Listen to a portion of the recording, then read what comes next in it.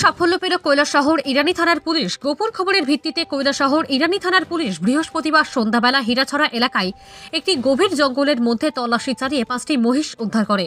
উক্ত বিষয় নিয়ে সাংবাদিকদের মুখোমুখি হয়ে ইরানি থানার ওসি যতীন্দ্র দাস বলেন, আজ বিকালবেলা ইরানি থানার পুলিশের কাছে গোপন সূত্রে খবর আসে যে ড্যাপাছড়া থেকে 5টি মহিষ বাংলাদেশ পাচার করার উদ্দেশ্যে পাচারকারীরা হীরাছড়ার দিকে নিয়ে আসছে। পরবর্তী সময় পুলিশ হীরাছড়া এলাকায় ছুটে যায়।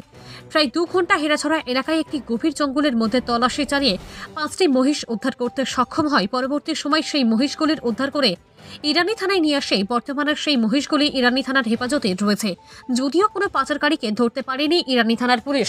পুলিশের অনুমান সেই মহিষগুলি অবৈধভাবে ভারত থেকে পাচারকারীরা বাংলাদেশে পাচার করার উদ্দেশ্যে নিয়ে এসেছিল। আগামী দিনেও এই ধরনের অভিযান জারি থাকবে বলে জানান ইরানি থানার ওসি যতীন্দ্র দাস। কৈলাসহর থেকে শুভঙ্কর দাসের রিপোর্ট, আরটিভি ত্রিপুরা।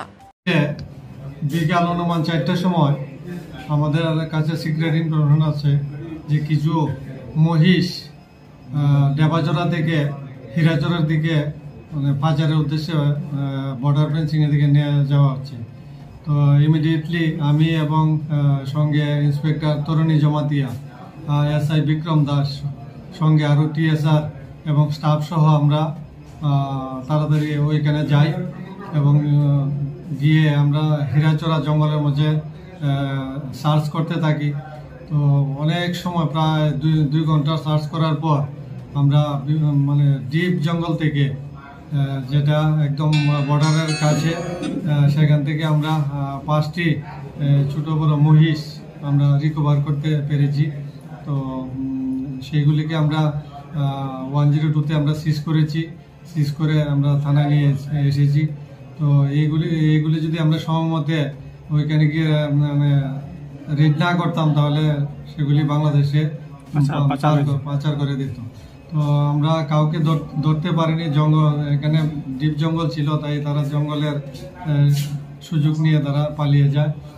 তো গতকালকেও ওই জায়গা থেকে বিএসএফ 60টি গরু রিকভার করেছিল। সেগুলি আমাদের কাছে হ্যান্ড ওভার করে এবং আমরা সেগুলিকেও সিজ করে আজকে কোর্টে পাঠাই। তো এইভাবে আমাদের বিএসএফ এবং আমাদের যে অভিযান সেগুলি চলতে থাকবে, যাতে বাংলাদেশে কোনো ধরনের গরু চিনি এগুলিকে আমরা পাচার করতে দেব না। মানে পাচার বাণিজ্য বন্ধ করা, পাচার বাণিজ্য বন্ধ থাকবে। কিছুদিন আগে আপনারা জানেন যে কিছুদিন আগে আমরা প্রচুর পরিমাণে চিনি আটক করেছি এবং বিএসএফ এর সঙ্গে 2-3 দিন আগেও একটা রেড হয়েছে এবং সেখানেও অনেক চিনি আটক করা হয়েছে।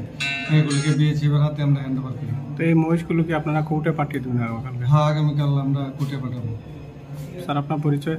আমি ইন্সপেক্টর যতীন্দ্র দাস, ওসি ইরানি পুলিশ স্টেশন।